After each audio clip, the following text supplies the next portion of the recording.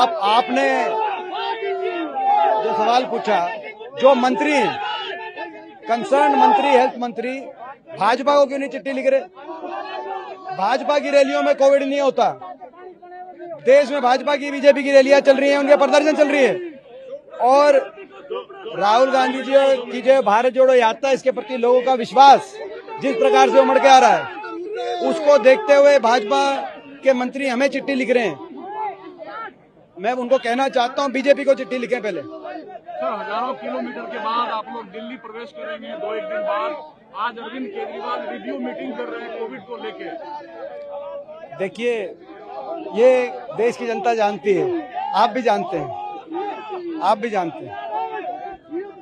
केवल और केवल जिस प्रकार से जो रुझान, जो रिस्पांस लोगों का जो मिला है कांग्रेस पार्टी को, भारत जोड़ो यात्रा को, कहीं ना कहीं शायद उसकी बैकग्राउंड में चिट्ठी लिखी गई हो।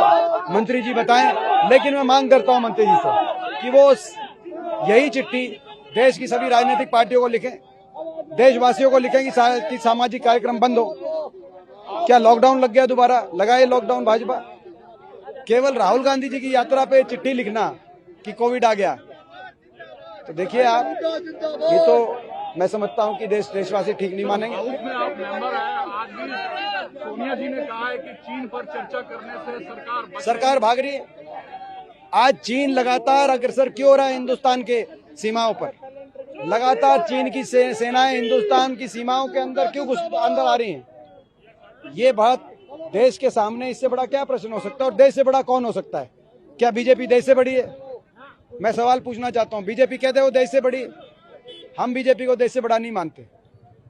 हम देश के अगर सीमाओं में कोई भी आएगा, चाहे वो चीन हो, चाहे कोई भी देश का जो है, देश का दुश्मन देश की सीमाओं की तरफ कोई नजर उठा के देखेगा, तो हम उस पर चर्चा की मांग करेंगे।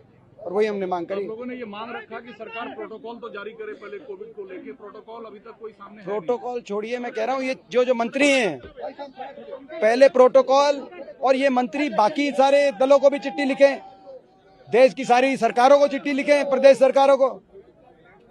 ये मंत्री सीधा हमारे तक कैसे चिट्ठी लिख रहे हैं? आपके नाम का नारा काफी लग रहा है हरियाणा में इस यात्रा का। ये नारा एक ही है, भारत जोड़ो। हरियाणा के चुनाव पर इस यात्रा का क्या असर? हरियाणा के अंदर लोग तैयार हैं। लोग इस सरकार से, खट्टर सरकार, भाजपा जगपा सरकार को उखाड़ फेंकने के लिए तैयार है। त्रस्त जनता हरियाणा की, और बदलाव और कांग्रेस पार्टी की तरफ आशा भरी नजर से देख ली। कदम कदम जो आप लोग चल रहे हैं सड़क पे, इसमें लोगों की क्या समस्याएं सामने आ रही है? हरियाणा में देश में सबसे ज्यादा बेरोजगारी, देश में सबसे महंगाई, सबसे ज्यादा भ्रष्टाचार, सबसे ज्यादा कानून व्यवस्था की विफलता से आज त्रस्त जनता सड़कों पर निकल चुकी है। यात्रा लगातार चलती रहेगी।